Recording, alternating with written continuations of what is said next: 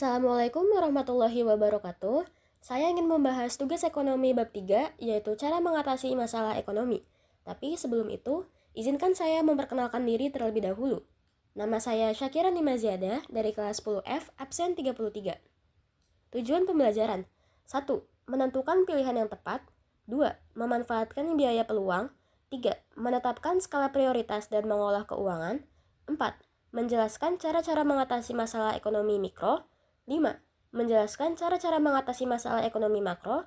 6. Menjelaskan sistem-sistem ekonomi sebagai solusi masalah ekonomi. A. Menentukan pilihan yang tepat. Untuk mengatasi kelangkaan, setiap orang harus menentukan pilihan yang tepat dan paling menguntungkan.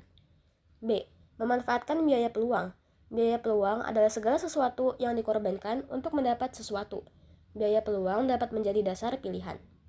C. Skala prioritas dan pengelolaan keuangan. 1. Skala prioritas adalah kebutuhan yang lebih penting harus didahulukan pemenuhannya daripada kebutuhan lainnya. Prioritas 1 terdiri dari kebutuhan primer dan kebutuhan sekarang. Prioritas 2 terdiri dari kebutuhan sekunder dan kebutuhan masa depan. Dan prioritas 3 terdiri dari kebutuhan tersier. 2.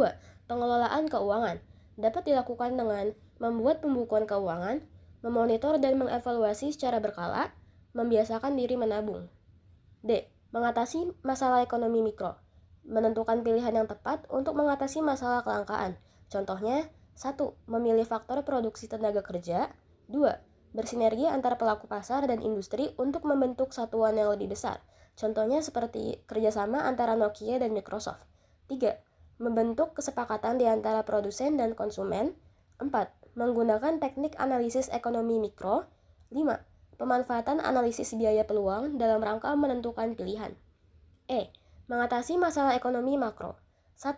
Kebijakan moneter adalah kebijakan yang dirancang pemerintah dalam rangka memengaruhi jumlah uang yang beredar untuk memperbaiki kinerja perekonomian. Contohnya, menurunkan suku bunga. 2. Kebijakan fiskal adalah kebijakan yang bertujuan memengaruhi jumlah pengeluaran dan penerimaan pemerintah. Contohnya, sektor perpajakan. 3. Kebijakan dengan arah harga barang murah dan bermutu. Contohnya, pemerintah menyediakan infrastruktur jalan yang baik. F. Sistem ekonomi sebagai solusi masalah ekonomi. 1. Sistem ekonomi tradisional, yaitu sistem ekonomi yang diterapkan oleh masyarakat tradisional.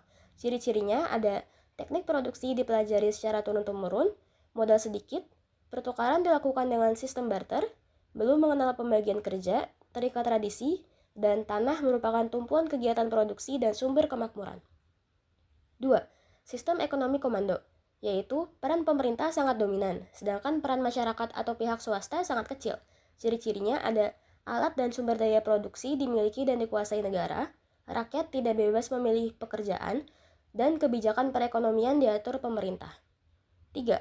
Sistem ekonomi pasar, yaitu sistem ekonomi di mana kegiatan ekonomi seperti produksi, distribusi, dan konsumsi dilakukan oleh swasta.